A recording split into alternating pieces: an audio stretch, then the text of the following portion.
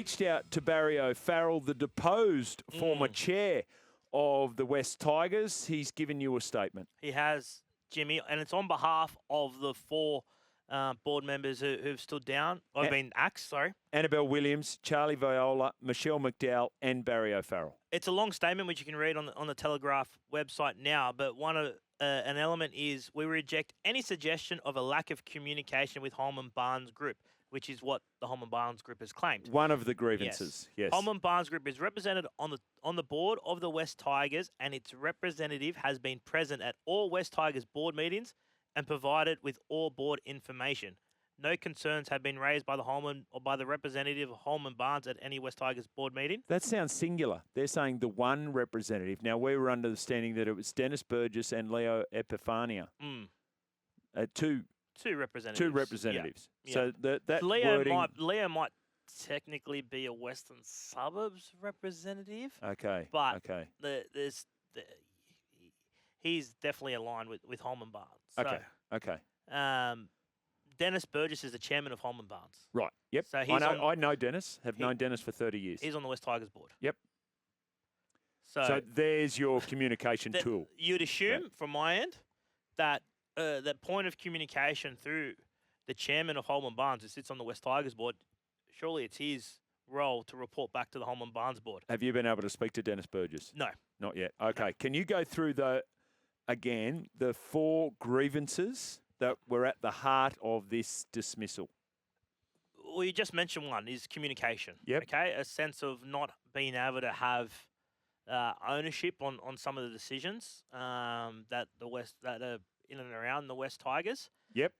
Like the jersey? Are we if we get to that, or is it? Well, the stadium apparently, the stadia policy. Stadia policy. Yep. Yeah, where they're going to play their home games next year and beyond. So the stadia policy for the West Tigers was developed by the West Tigers board. I would suggest at the urging of Shane Richardson. Yes. Yep, definitely. We often heard about the negotiation that Shane was doing with Campbelltown City Council and the New South Wales government looking to get funding for Campbelltown Sports Stadium. And got funding. They did get funding, not to the level that they wanted, but there is some funding there. Yep. And some funding for Leichhardt as well. Oh yes. to play games out of there. So the new jersey, and the suggestion that the new home strip is too Balmain-like in terms of its colour. Right. Communication, and the fourth one was a push from the independents to rework the shareholder agreement, which would essentially wipe Holman Barnes from any control of the club. Okay, and that's the one. That's top of the list. Let's be honest about that. Because and one is related.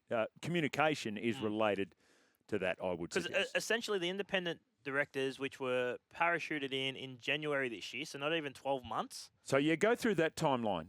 Governance review by the Holman Barnes Group. If we go all the way back, we're going to get Lee Hagipantelis on later, right? Yep. So Lee was resold from the West Tigers board as chairman. Yep. Justin Pascoe acts as chief executive. Yep. Okay. From that flowed in an independent review commissioned, I'm assuming, by the Holman Barnes Group. I think you're right. To look at the structure and the governance and all these sort of things around the West Tigers. Off the back of that, it was decided that in the interim, Shane Richardson was interim chief executive of the West Tigers. Right. Okay, interim chief executive for a period of time. Off the back of that, 4 independent board members were elected onto the 7-person board, and you've gone through those 4 people who are no longer there. Mm-hmm. Since then, Shane Richardson re-signed permanently as chief executive. Yep. And it's my understanding... On a 4-year deal? On a 4-year deal, on the proviso that he... it's my understanding that there are some parameters in his contract related to the structure of the board. So the clauses in the contract might now see, with a difference in the board, a reconstruction of the board, Shane Richardson able to trigger an out clause. Yeah.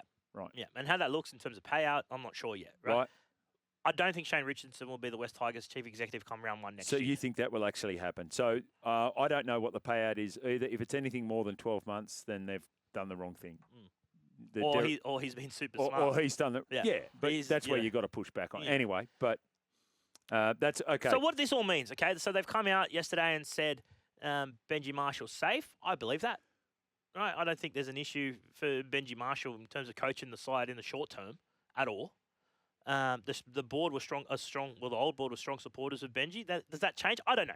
I'm not sure on the future of Benji Marshall. So let's park that to one side because I think Benji Marshall, he will be judged on results. Of course, okay, as he should be. Yes. There's no push to get Benji out the door. Yep. Okay, so from a football perspective alone, it's okay, but it does throw into question the Jerome Luai situation with these clauses that he put into his contract to essentially safeguard him from implosion at the West Tigers. Did he? Was that the reason they were put in? They were put in for two reasons. A, how unstable it had been for so long at the West Tigers off the field, right? Yep. And the fact that they were coming off 3 wooden spoons. Yeah. Okay, so And Benji was an unproven coach. correct. So there was all these. There's a third reason. And he had all the power, the leverage off the back of he signed after 3 premierships, went on to win a 4th at Penrith before he joined the West Tigers, right? So he did that and he was comfortable with doing that. Dream Buller is another one they're in the midst of deep negotiations with as well. Okay, does this stuff delay? At the very least, I think it will delay a decision before we get some clarity on what that looks like. So, just before we go there, so let's hear from the Holman Barnes Group CEO, Daniel Patton. This is a statement he released last night. I saw it on the Western Suburbs Magpies Instagram page. I think it had wider distribution than that. But here is just a portion of what CEO Daniel Patton had to say in his full statement. As the 90% owners of West Tigers, we've invested heavily in the club over many years. We don't want to micromanage the football operation, and we have full faith in Shane Richardson as CEO and Benji Marshall as coach. Yeah. So, I think direct reference to Shane Richardson there.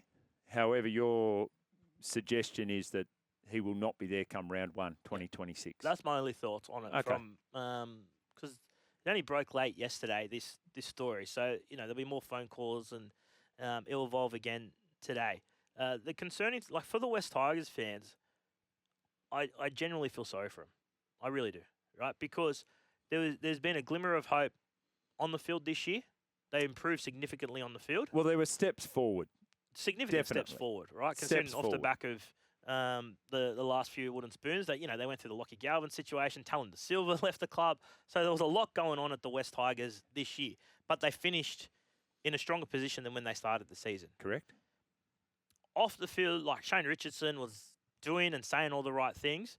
The people that they had on the board were quite high-powered, successful business people in their own right. And they were implementing, strategies and really helping players with, life after footy and setting up all these things that come with elite level of boardship, I guess, and management tiers in clubs. Is there not the chance that the Holman Barnes Group could replace these independent directors with their own directors who have a similar amount of business acumen? Definitely could. Right. Definitely could. But if we're judging the Holman Barnes on their stability, their own stability this year, 4 board members have been removed from their board this year for various reasons. Yeah.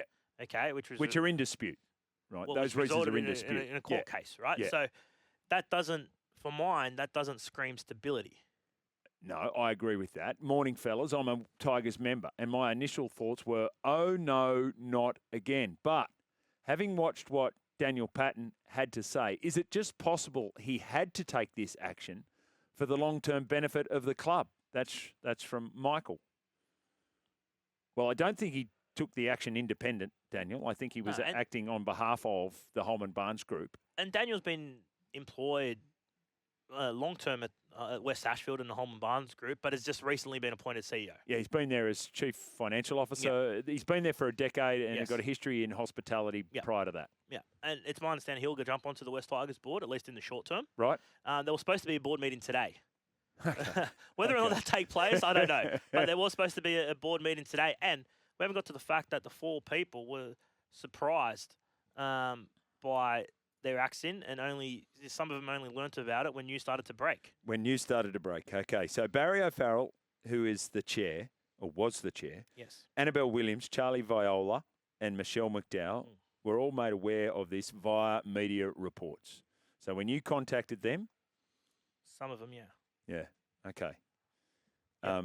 Would you be able to summarise a response from them? I'll call you back. Right, okay. Right, no comment, I'll call you back.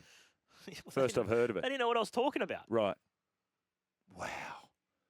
So Okay, that's disrespectful. So That is there's totally disrespectful. So there's right? the other part to it, right? Whether you think you're doing the right thing or the wrong thing, right? Clearly, Holman Barnes Group think they're doing the right thing. Hey, we're not getting the communication that we want. They're looking to change the shareholders agreement. We might even make mention of the Balmain jersey, and for that reason, we need to get rid of these 4 directors, right? To be honest, if I'm a 90% owner of a franchise, I have no problem with that. If I own 90% of anything, I'm having a complete say in it. You've got the biggest say, as you should have, right? Now we go to the manner in which it was done, and that is shambolic if these, as you say, these deposed board members have found out via you. Who knows? Maybe they didn't have checked their email by the time I'd called them. Who knows, right? But well, email's one way to do it. You know, yep. Fax machine in the Holman Barnes oh, case. Don't punch down, Michael. Come on. Come on. Why have we wasted? Why have the West Tigers wasted 11 months? That's what they've done here. They've wasted 11 months. Yeah, I understand that. But if you put it in place with good intentions and then feel like you're not getting the outcomes that you either, 1, anticipated or 2, now desire, then make the change. And it's important to note that a couple of people which led the push for the independent review are some of the ones that have been removed from the Holman Barnes. Right. So you think that's linked? Could be. I don't know if that's linked, It was those guys' idea. Now they're gone. Let's change that idea. Potentially. Okay. Right? Potentially. Now, Mano Inui, Lee was sacked for similar reasons that these independent board members have been. I'm go on to say that. I might just leave that there. But Mano Inui, take your point. Take your point. Dunny's weighed in on this. Shane apparently gave Barry a bottle of Chardonnay, but it was filled with tomato sauce. Okay, thank you very much, Dunny. That's in reference to Barry O'Farrell's departure as Premier of New South Wales with the bottle of... Grange. Thank you very much. So, all right. So what does it mean for the West Tigers exactly. on the field? Where to... Oh, on the field, nothing. Nothing yet. No. The only thing that will be a sticking point is that clause from Jerome Luai and now the negotiation that's going through with Jerome Buller and other players. Which and that all would have been done with Shane Richardson. Right. But the other thing that they'll point to now, the manager is, Correct. We're not sure again. How about, I'm reading these reports. Like if I'm Jerome and we're discussing, let's get rid of all the clauses, it's like, maybe I'll get rid of 3 of them. I'll keep that one. Keep that one just there, exactly. just in case. Exactly. Isn't it funny? So I'm presuming, so Richo did the deal with Jerome Luai? Yes. And Richo did the deal with Jerome Buller? Yes. Okay. So definitely Luai. So Richo did the deal with Jerome Luai and allowed all these clauses. A deeply experienced administrator like Shane Richardson, and allowed all these clauses, which is heavily ironic given the fact that Richo had all these clauses in his contract as CEO of the West Tigers. Yeah.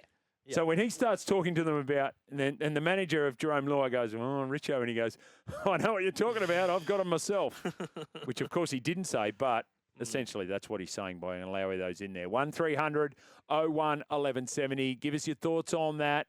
West Tigers fans weighing in already. Still to come on this, Lee Hagipantelis, of course. Sean Johnson a little bit later on. It is the boys of summer, Michael Carianis and Jimmy Smith, all thanks to Bryden's Lawyers. Remember, if you need expert legal advice, that's what we do. Good morning to you, Lee. Good morning, Jimmy. Good morning, Michael. A pleasure to be with you both again. Okay. The West Tigers, the West Tigers have dismissed their 4 independent directors overnight. Discuss, Lee. Well, no surprise, although I must admit the surprise was that it took this long. I happened to speak to a director of the Holman Barnes Group probably within the last 2 months who expressed a lot of discontent with regards to what they perceived to be the disenfranchisement by the West Tigers, that they were not being kept informed and decisions were being made in their absence. And in fact, I think the words you used, that we were being kept in the dark. And so they were very, very concerned. Now, there's an underlying tension there. There has been for quite some time now.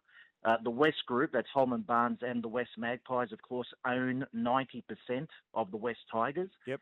But many of them feel that they're not adequately or properly represented, that the Magpies not properly identified or respected within the joint venture.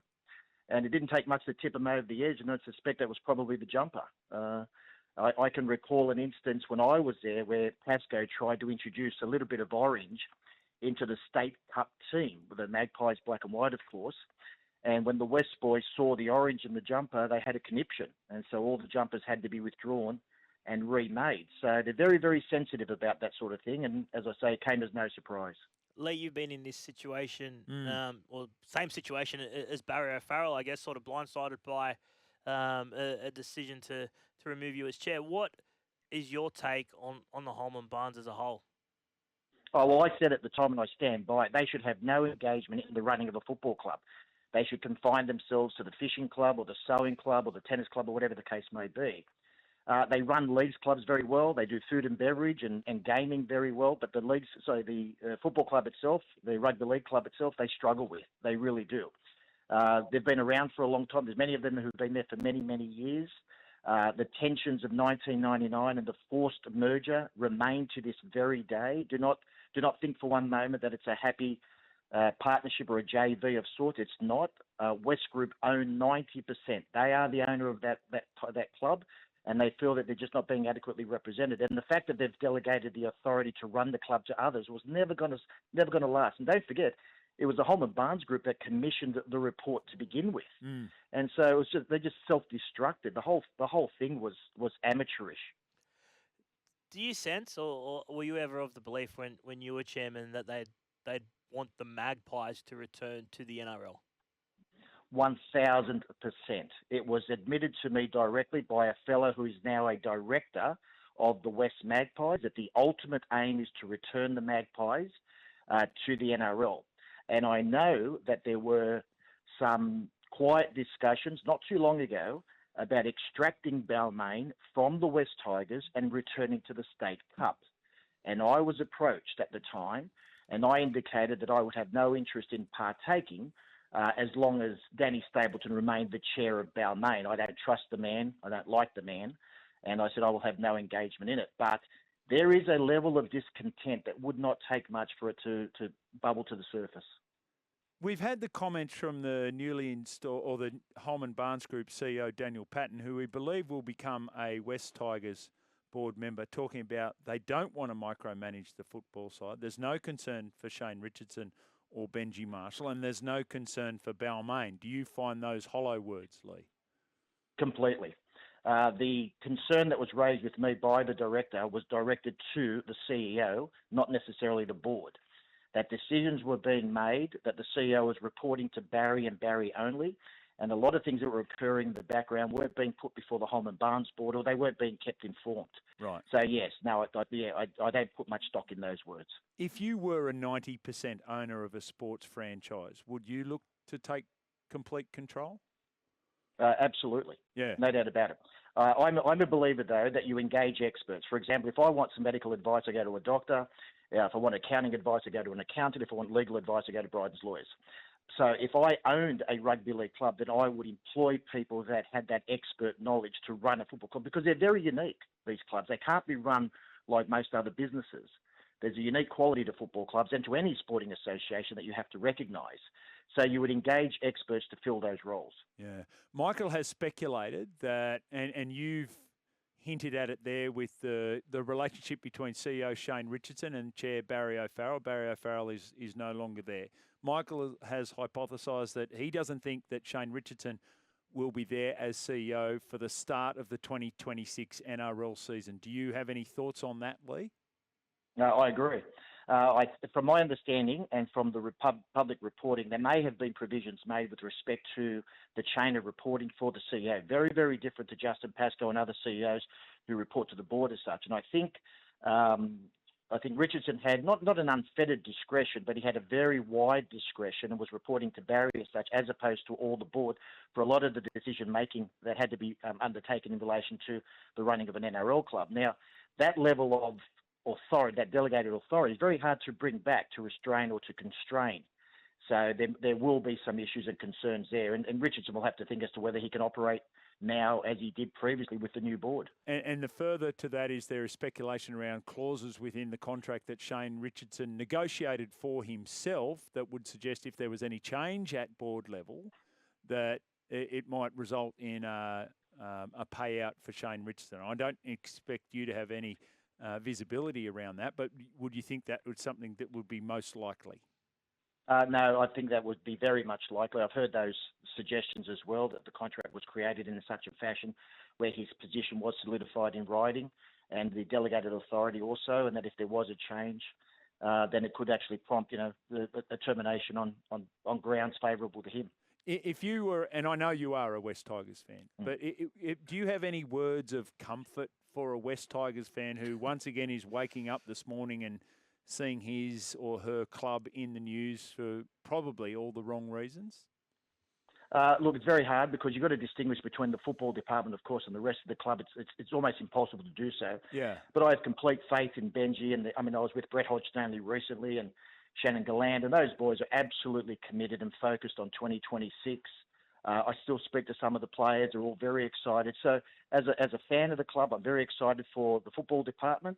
As to the administration and as to the ownership group and all their internal squabbles and whatever, and from my personal experience of them, the sooner they're all gone, the better. But it's not going to happen. They own the club. They can't be forced to sell it. They're the licensee. So, unfortunately, people just need to distinguish between the rabble and the football department.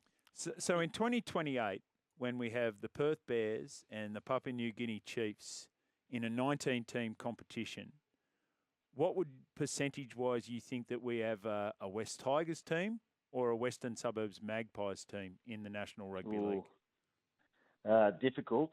Look, as I say, there'll be a push on, I suspect, given the identity of some of the directors that will now fill the Western Suburbs board, because I think there are 7 spots on that board. There's one poor representative from the Balmain side, so there'll be 6 representatives there from the Magpies or from the Holman Barnes group. Now they'll be able to leverage that and they'll be able to move forward.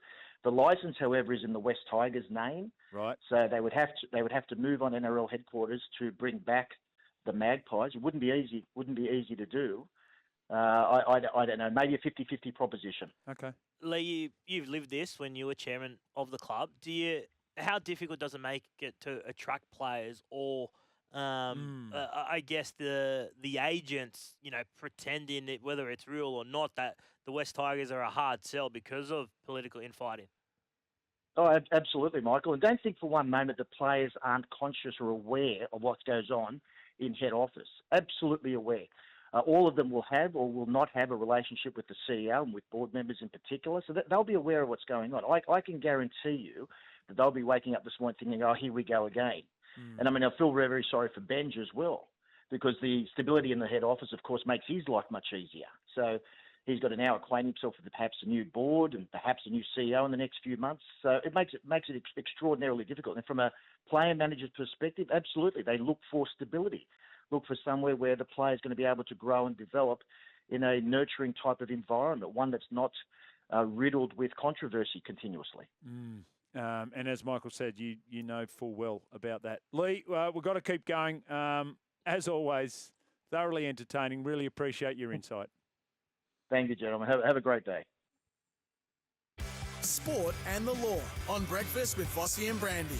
For Bryden's Lawyers, let our team of professionals help with your legal matter. Well, I don't think we're left in any doubt as to Lee's thoughts on the matter. No. 50-50 chance that in 2028 it'll be the Western Suburbs Magpies, not the West Tigers. That was his opinion. Like the most interesting element of that was, the Western Suburbs Magpies element. Yes. And that he's lived it and breathed it and understands that there was a push, at least when he was chairman, to recognise the Magpies brand a little bit more. And 6 of the 7 board members will be aligned to the Holman Barnes Group, Correct. who are the 90% owners of the West Tigers.